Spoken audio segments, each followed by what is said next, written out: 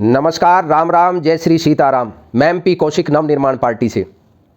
बहुत हुआ नारी पर अत्याचार, अब की बार मोदी सरकार। ये नारा बहुत गूंजा था 2014 के चुनाव से पहले और उसके बाद भी। उसके बाद एक आम नारा जो चल रहा है वो आपने देखा होगा और उसका पूरा प्रचार प्रसार भी किया गया बीजेपी के द्वारा और बीजेपी की सरकार के द्वारा। बेटी बचाओ, बेटी पढ़ाओ। सुनने में बहुत अच्छा लगता है। इनकी विचारधारा से आदमी कोई भी प्रभावित क्यों नहीं होना चाहेगा इस नारे को सुन करके, इस नारे को देख करके। ऐसी विचारधारा का व्यक्ति अगर कोई आपको नजर आए तो आप उसकी ओर प्रभावित हुए बगैर रह नहीं सकते। बेटी बचाओ, बेटी पढ़ाओ। इससे मैसेज ये जाता है कि वाकई ये बेटियों के प्रति संवेदनशील है, बेटियों को पढ़ाने के प्रति सजग है और बेटियों के साथ अगर कोई अत्याचार करेगा तो ये कतई भी बर्दाश्त नहीं करेंगे। लेकिन आपने देख लिया, चाहे वो महिला पहलवानों का मामला हो, उनको घसीटते हुए, उनकी बेइज्जती करते हुए पुलिस के द्वारा लाठीचार्ज करवा करके उनका मनोबल तोड़ने की कोशिश की गई। ये पूरे देश ने देखा। महिला पहलवान क्या मांग कर रही थी कि उनका शोषण हुआ है और शोषण करने वाला जो व्यक्ति है वो बीजेपी का सांसद है बृजभूषण शरण सिंह। लेकिन पूरी की पूरी बीजेपी बृजभूषण शरण सिंह के साथ खड़ी हो गई। ये ताकत वहीं से मिलती है। अभी हाल ही का मामला, हाल ही का नहीं कह सकते, 2 महीने पहले का मामला वाराणसी का आपने देख लिया कि एक छात्रा के साथ किस प्रकार गैंग रेप किया गया और वो भी बंदूक की नोक पर। बनारस हिंदू यूनिवर्सिटी की छात्रा के साथ जो आईआईटी की छात्रा थी और उस मामले को 2 महीने तक जानबूझकर दबाए रखने की कोशिश की गई। क्या ये बेटी बचाओ बेटी पढ़ाओ नारे को सार्थक करती है? मैं बीजेपी के शीर्ष नेतृत्व से पूछना चाहता हूं। मैं पूछना चाहता हूं देश के प्रधानमंत्री से जो वाराणसी से चुन करके आते हैं कि उन्होंने इस संवेदनशील मामले पर अपनी चुप्पी क्यों नहीं तोड़ी। उन्होंने सामने आकर के क्यों नहीं बताया कि जो बीजेपी के में गुंडे थे, संस्कारित गुंडे, उन्होंने ये जघन्य अपराध किन की सह पर किया, कौन इनको ताकत दे रहा था और कितने अपराध उन्होंने किए। ये देश के प्रधानमंत्री और वहां के सांसद को आकर के बताना चाहिए।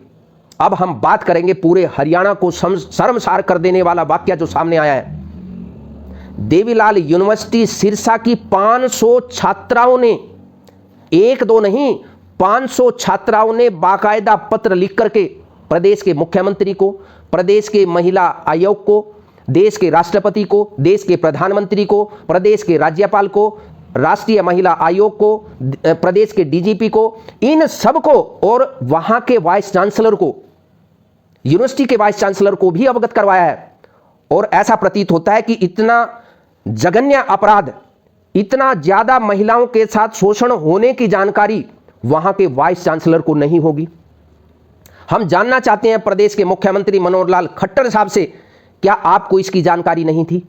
500 छात्राओं का यौन शोषण होता रहा और यह केवल एक दिन की घटना नहीं है, क्योंकि 500 महिलाओं के छात्र, एक प्रोफेसर अगर यौन शोषण करेगा भी तो यह संभव ही नहीं है।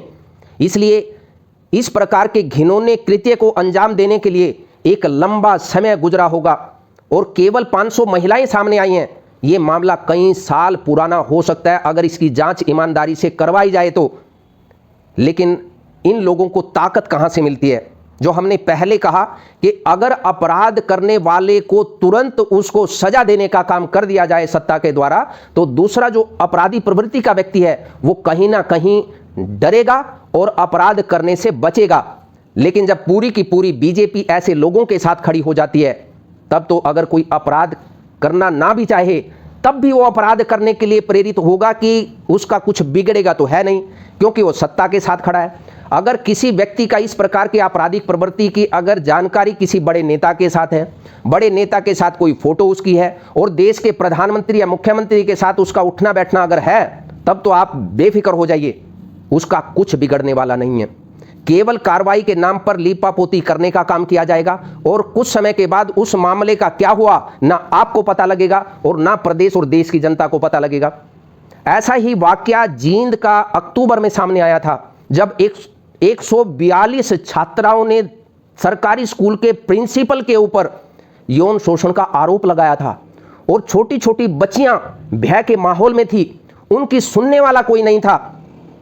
क्या प्रदेश के मुख्यमंत्री अपनी संवेदनशीलता खो चुके हैं? क्या प्रदेश के मुख्यमंत्री को इस प्रकार के वाक्यों की जानकारी नहीं लगती? सीआईडी की रिपोर्ट तो मुख्यमंत्री साहब आपके पास डेली जाती होगी। पूरे प्रदेश में पत्ता भी अगर हिलता है तब भी उसकी जानकारी प्रदेश के मुख्यमंत्री को लगती ही है। तब फिर 500 छात्राओं के साथ यौन शोषण एक प्रोफेसर करता रहा और बाकायदा इस लेटर में उन छात्राओं ने पूरा बयान दर्ज किया है कि वो प्रोफेसर उनको धमकी देता है कि जो भी सबूत हैं वो खत्म कर दिए गए हैं, अब तुम मेरा कुछ नहीं बिगाड़ सकती। अगर इस प्रकार की मानसिकता के लोग शिक्षा के मंदिर में बैठेंगे तब तो इस देश का और प्रदेश का बंटाधार होने से कोई नहीं रोक सकता। हम कौन से संस्कार आगे लेकर के जा रहे हैं, ये सोचने की जरूरत है। और इस प्रकार के अपराधी प्रवृत्ति के जो प्रोफेसर के रूप में यूनिवर्सिटीज में बैठे हुए हैं, उनको तो सरेआम फांसी के तख्त पर लटका दिया जाना चाहिए।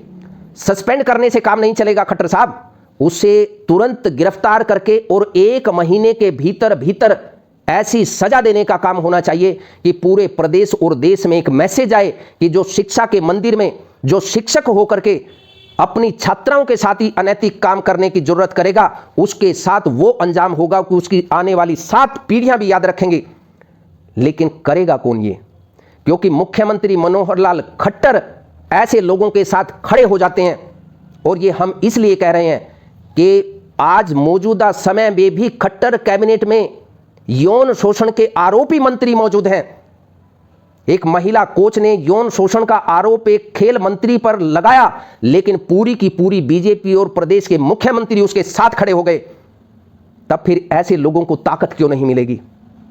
बेटी बचाओ बेटी पढ़ाओ का नारा केवल वोट खरीदने के लिए, वोट पाने के लिए और लोगों को गुमराह करने के लिए है क्या मुख्यमंत्री महोदय मनोहर लाल खट्टर साहब? हम आपसे जानना चाहते हैं, क्या ऐसे लोग सलाखों के पीछे नहीं होने चाहिए थे?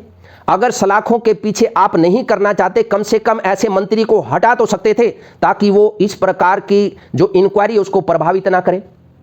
सिरसा यूनिवर्सिटी का जो मामला वो बहुत ही संवेदनशील है और पूरे प्रदेश के जो भी जागरूक नागरिक है उनकी आंखों को नम करने वाला है। कोई भी माँ बाप शिक्षण संस्थान में बेटियों को इसलिए भेजता है कि वहां उनकी बेटियां सुरक्षित रहेंगी, पढ़ेंगी और आगे बढ़ेंगी। लेकिन अगर 500 लड़कियों के साथ यौन शोषण एक प्रोफेसर कर रहा है और लड़कियों का दावा है कि वो प्रोफेसर वहां के वाइस चांसलर के बहुत घनिष्ठ है और केवल वाइस चांसलर के नजदीकी नहीं, वो वहां का जो पावर हाउस है, पावर हाउस आप समझ रहे हैं, पावर हाउस का मतलब यह है कि डिप्टी सीएम का जो परिवार है उसके वो बहुत नजदीक है। इससे तो साफ जाहिर ये प्रतीत होता है, एक मैसेज समाज में ये जाता है कि आप सत्ता के नजदीक हैं, आपकी पहुंच मुख्यमंत्री, उप मुख्यमंत्री, किसी मंत्री या सत्ताधारी पार्टी के बड़े नेताओं के साथ आपकी उठ बैठ है तो आप कुछ भी कर सकते हैं। आप महिलाओं का शोषण कर सकते हैं, आप छात्राओं की इज्जत को तार तार कर सकते हैं, लेकिन आपका कोई कुछ नहीं बिगाड़ सकता। ये इस दौर में हम जी रहे हैं। मुख्यमंत्री महोदय, हम आपके त्याग पत्र की मांग तो नहीं करते, लेकिन हम आपके नैतिकता को जगाने के लिए जो भी जरूरी कदम होगा वो हम अपनी तरफ से उठाने के लिए आपको जगाने का काम जरूर करेंगे। आपको जागना चाहिए, आपको सजग होना चाहिए और इस प्रकार जो आपराधिक प्रवृत्ति के जो प्रोफेसर यूनिवर्सिटीज में बैठे हुए हैं उनको सस्पेंड करने की हम मांग नहीं करते, उनको टर्मिनेट के साथ साथ उनके ऊपर बलात्कार और जघन्य अपराध की धाराओं के तहत मुकदमा दर्ज करके तुरंत सलाखों के पीछे डालने का काम किया जाना चाहिए। इन 500 लड़कियों ने कितनी दयनीय स्थिति बयान करते हुए ये कहा है कि अगर आप उसका कुछ बिगाड़ नहीं सकते, उसका कुछ नहीं कर सकते तो कम से कम उसको हटा दीजिए, चरित्रवान प्रोफेसर को वहां पर लगा दीजिए। क्या ये संवेदनशील बात नहीं है? अगर बच्चियां सुरक्षित नहीं होंगी तो ये प्रदेश और देश सुरक्षित नहीं हो सकता। अगर आपके संस्कार आपको मजबूत नहीं कर सकते तो आप देश को मजबूत नहीं कर सकते। नवनिर्माण पार्टी ये मांग करती है कि इस प्रकार के जघन्य अपराधी को सलाखों के पीछे डालने की बजाय फास्ट ट्रैक कोर्ट में फटाफट मुकदमा दर्ज करके, फटाफट कार्रवाई करके, फटाफट ट्रायल करके उसे फांसी के तख्त पर लटका दिया जाना चाहिए। क्योंकि शिक्षा के मंदिर में अगर कोई इस प्रकार अनैतिक काम करने का दुस्साहस करेगा तो उसे इस धरती पर जीने का कोई हक नहीं है। क्या आप कर पाएंगे? नहीं कर पाएंगे। क्योंकि आप इसलिए नहीं कर पाएंगे कि जितने भी वाकये इस प्रकार इस पूरे देश और प्रदेश ने देखे हैं, आप उसके साथ खड़े हो गए हैं। 500 लड़कियां झूठ नहीं बोलती। 500 लड़कियों के भविष्य को अंधकार में मत बनाइए खट्टर साहब। वहां के वाइस चांसलर को भी हटाने का काम किया जाना चाहिए अगर उनके संज्ञान में यह मामला था तो। हालांकि मैं आपको बता दूं कि वहां के वाइस चांसलर मेरे खुद के प्रोफेसर रहे हैं। कुरुक्षेत्र यूनिवर्सिटी में जब हम पब्लिक एडमिनिस्ट्रेशन में पढ़ाई करते थे उस टाइम हम इन वाइस चांसलर से पढ़े हुए हैं। ये बहुत अच्छे व्यक्ति हैं, हम इन्हें पर्सनली जानते हैं और ये वाइस चांसलर कैसे बने ये हमें अच्छे से मालूम है। लेकिन हम उम्मीद करते हैं कि वहां के वाइस चांसलर को भी हटाया जाना चाहिए अगर उनके संज्ञान में मामला होने के बाद इस मामले को लीपापोती करने की कोशिश की गई या आंख बंद करने का काम वाइस चांसलर की ओर से किया गया है, तब वाइस चांसलर को भी बिना किसी देरी के वहां से हटाया जाना चाहिए। और इनको जो संरक्षण देने वाले लोग हैं, एक इंक्वायरी कमीशन बिठा करके हाई कोर्ट के जज से इसकी इंक्वायरी की नवनिर्माण पार्टी मांग करती है ताकि पूरा का पूरा मामला प्रदेश की जनता के सामने आ सके और जितने भी इस गिरोह में लोग शामिल हैं, जितने भी लोग इनको सपोर्ट करने वाले हैं, उनका नाम सार्वजनिक हो सके और उनको दंडित करने का काम किया जा सके। बेटी बचाओ बेटी पढ़ाओ, लेकिन किससे बचाएं मुख्यमंत्री महोदय, प्रधानमंत्री महोदय, आप बताइए किससे बेटियों को बचाएं? सत्ता आपके हाथ में है, नैतिक जिम्मेदारी आपकी है महिलाओं को और बेटियों को सुरक्षा प्रदान करना, लेकिन आप सुरक्षा प्रदान करने में नाकाम साबित हुए हैं। नवनिर्माण पार्टी मांग करती है कि इस प्रकार के आपराधिक प्रवृत्ति के जितने भी लोग हैं, और विशेष तौर पर मैं सिरसा यूनिवर्सिटी की बात करूं, देवीलाल यूनिवर्सिटी में जो जघन्य अपराध 500 बेटियों के साथ हुआ, 500 छात्राओं के साथ हुआ है, उस प्रोफेसर को तुरंत बर्खास्त करके उनके खिलाफ संगीन धाराओं में मुकदमा दर्ज करके और 1 महीने के अंदर अंदर फास्ट ट्रैक कोर्ट के माध्यम से ट्रायल करके फांसी के तख्त पर लटकाया जाना चाहिए। क्योंकि ये आम व्यक्ति का मामला नहीं है, ये कोई अनपढ़ व्यक्ति का मामला नहीं है कि उसे कानून की जानकारी नहीं होगी। ये एक प्रोफेसर से संबंधित मामला है। अगर प्रोफेसर गलती करता है तो उसकी सजा ज्यादा होनी चाहिए। अगर वो बेटियों के साथ अपने ही स्टूडेंट्स के साथ इस प्रकार का जघन्य अपराध करेगा, उसे किसी भी प्रकार की माफी नहीं दी जा सकती। नवनिर्माण पार्टी एक बार फिर मांग करती है कि ऐसी प्रवृत्ति के लोगों के साथ खड़े होने के बजाय मुख्यमंत्री जी उन पर कार्रवाई करने की हिम्मत दिखाइए, हिम्मत जुटाइए और प्रदेश के उप मुख्यमंत्री आकर बयान दे कि कितनी नजदीकियां इस प्रोफेसर के साथ आपके परिवार की है। क्योंकि लड़कियों ने यह कहा है कि वहां के जो पावर हाउस है वहां उनकी सीधी पहुंच है और वो उनके बहुत नजदीक हैं। इसका मतलब ये मैसेज जाएगा पूरे प्रदेश के अंदर कि जिनकी नजदीकियां आपके परिवार के साथ हैं उनका कुछ नहीं बिगड़ सकता। लेकिन समय बहुत बलवान है, वो बड़े बड़ों को शिखर से नवनिर्माण पार्टी उम्मीद करती है कि इन बेटियों को न्याय मिलेगा, इन छात्राओं की पढ़ाई बाधित नहीं होगी और इस प्रोफेसर को तुरंत बर्खास्त करने का काम होगा। हम आपके मंगलमय जीवन का कामना करते हैं और नवनिर्माण पार्टी प्रदेश और देश की हर बेटियों के साथ है, हर महिला के साथ है। उनके सम्मान और इज्जत की रक्षा के लिए नवनिर्माण पार्टी कृत संकल्प है, प्रतिबद्ध है, कटिबद्ध है। हम आपके मंगलमय जीवन की कामना करते हैं। नमस्कार, राम राम। अगर आपने हमारे चैनल को सब्सक्राइब नहीं किया है तो कर लीजिए।